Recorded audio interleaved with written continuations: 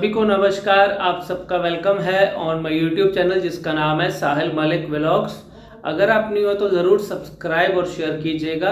आज का सेशन रहेगा हमारा कि हम किन वजहों से अपनी प्रॉब्लम्स की वजह से क्लैरिटी का इशू आ रहा है ज़्यादा और स्टैमरिंग का और मिस आर्टिकुलेशन की वो प्रॉब्लम क्यों रिपीट हो रही है। अब लोगों की जो मेरे पास मेजरली इंक्वायरीज आ रही हैं वो सर ये आ रही हैं कि हम उस प्रॉब्लम को रिकवर तो कर चुके हैं लेकिन फिर भी कभी कभार वो प्रॉब्लम रिपीट हो जाती है। वो चाहे क्लैरिटी की बात कर रहे हो या कभी अटकने की बात कर रहे हो। अब देखो, मैं पहले इन दोनों का मतलब सबको अच्छे से क्लियर हो चुका है। स्टैमरिंग मतलब रुक रुक के बोलना और मिस आर्टिकुलेशन मतलब क्लैरिटी ना आना, मतलब जो मैं बोलना चाह रहा हूँ वो सही से नहीं निकलना, अक्षर की साउंड।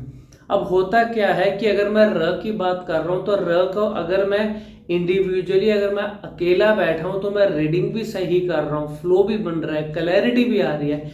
लेकिन जब मुझे किसी के साथ बातचीत करना पड़ रहा है तो वहाँ प्रॉब्लम फिर क्यों आ रही है। वहाँ प्रॉब्लम आने का मतलब ये है कि हम अपने बेसिक्स से हटे और वही प्रॉब्लम रिपीट हुई। अब इम्प्लीमेंटेशन मैं हमेशा कहता हूँ आपकी सबसे अच्छी वहाँ प्रैक्टिस होगी जब आप अननोन लोगों के बीच में ज़्यादा प्रैक्टिस करोगे। नोन के बीच में जितनी मर्जी कर लो प्रैक्टिस, जो रिजल्ट आ भी रहा होगा वो सामने वाला आपको अप्रिशिएट नहीं करेगा।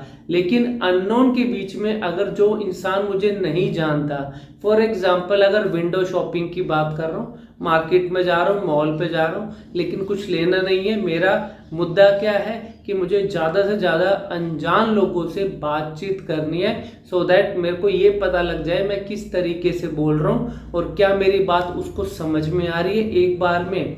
अब जब ये प्रैक्टिस मैं अननोन वाली ज़्यादा से ज़्यादा करूँगा ना, उससे सबसे पहले आपका कॉन्फिडेंस लेवल बढ़ेगा। सेकंड नंबर पे हेजिटेशन आपकी खत्म हो जाएगी। जो एक फियर आता है ना, मुझे किसी के सामने बोलने में शर्म आती है, हेजिटेशन होती है, उसके लिए सबसे अच्छी एक्सरसाइज है अननोन लोगों के बीच में ज़्यादा जाके अपनी बात को बातचीत करना शुरू करो।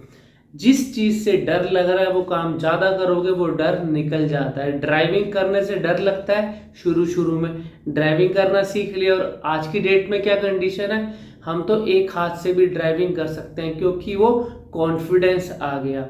अब उसके बाद क्या होता है, शुरू में हमें किस चीज से लगता था डर कि मैं रुक ना जाऊं। अगर मैं स्टैमरिंग वाले की बात करूं कि फैमिली मेंबर्स के साथ सही बोल रहा हूं, दूसरे लोगों के सामने पता नहीं क्यों प्रॉब्लम आती है, घर में कोई रिश्तेदार आ गया वहां प्रॉब्लम, मतलब घर वालों के साथ और अकेले में सही हूं, गाना गाऊंगा सही हूं, लेकिन जब किसी के सामने एकदम कोई किसी ने कुछ पूछ लिया तो यह ब्लॉकेज हो जाती है, इस गले से आवाज बाहर ही नहीं आती। तो ये प्रॉब्लम देखो क्यों आ रही है, आप उस चीज को समझने की भी जरूरत है। मैं गलती क्यों कर रहा हूं, मैं एक जगह अगर सही भी कर रहा हूं तो फिर मैं गलती क्यों कर पा रहा हूँ, वो गलती क्यों हो रही है, क्योंकि हमने जो चीजें सीखी, यहाँ भी बेसिक्स की बात है। फ्लो हमारा इंपॉर्टेंट था, फ्लो हमारा मिस हुआ, फ्लो इंपॉर्टेंट था, फ्लो मिस हुआ, क्लैरिटी इंपॉर्टेंट थी, क्लैरिटी मिस हुई, तो उसके हिसाब से हमारा एंड रिजल्ट क्या होगा, वो भी तो मिस ही होगा ना। जो चीज हमारी पुरानी कंडीशन थी वही कंडीशन में तो हम आज की डेट में बोल रहे हैं और हमें लग रहा है कि सर पता नहीं ऐसा क्यों हो रहा है।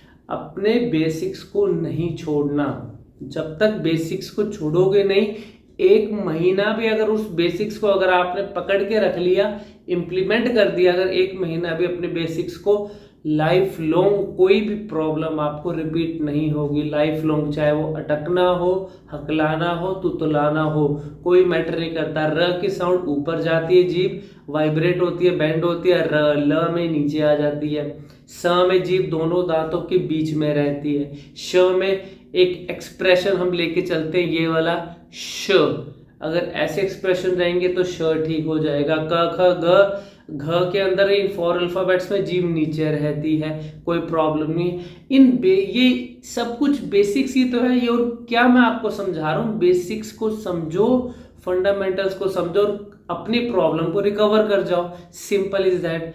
फिर भी कोई चीज़ नहीं समझ में आ रही, एक ऑनलाइन सेशन में आ जाना, आपको आपका बेसिक क्लियर कर देंगे और उसी एक ऑनलाइन सेशन में आपको प्रॉब्लम बता देंगे और उसी ऑनलाइन सेशन में आपको रिजल्ट भी दिखा देंगे। अब इससे ज़्यादा आप एक ऑनलाइन सेशन में क्या एक्सपेक्ट कर सकते हो? सेकंड सेशन की रिक्वायरमेंट नहीं पड़ेगी। इससे ज़्यादा कॉन्फिडेंस आपको और मैं किस बात से दे सकता हूँ, ठीक है ना। फिर भी कोई चीज़ नहीं समझ में आ रही, कमेंट सेक्शन में लिखना। Happy to help you, God bless you.